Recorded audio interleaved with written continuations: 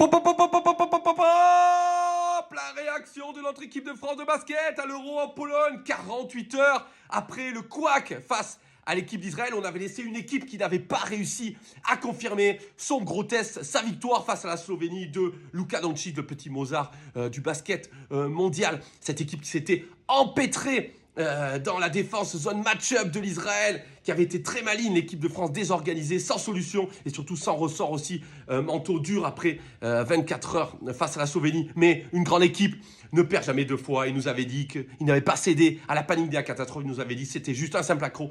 Et ils ont eu raison. Ils ont répondu présent. Fred Fautou a eu des réponses de la part de son effectif jeune, sans les quatre, sans Gobert, Batum, Fournier, ni Wemby. Cette équipe a de la fierté, de l'orgueil, symbolisé par Gerson Yabusele, l'ours dansant de New York, celui qui avait osé mettre à terre, dunker sur sa majesté Librom. Gerson qui a répondu présent, le capitaine qui était en dedans depuis 7 euros, il a répondu présent avec la 3e meilleure perf sous la tenue bleu, blanc, rouge lors d'un euro. 36 points pour l'ours, le capitaine qui a symbolisé cette révolte. 6 sur 12 à 3 points. Il a été énorme. Il a lancé sa campagne. On espère qu'il a lancé aussi l'équipe. Première ex-aequo avant le dernier match face à l'Islande. On espère une première place avant les phases finales.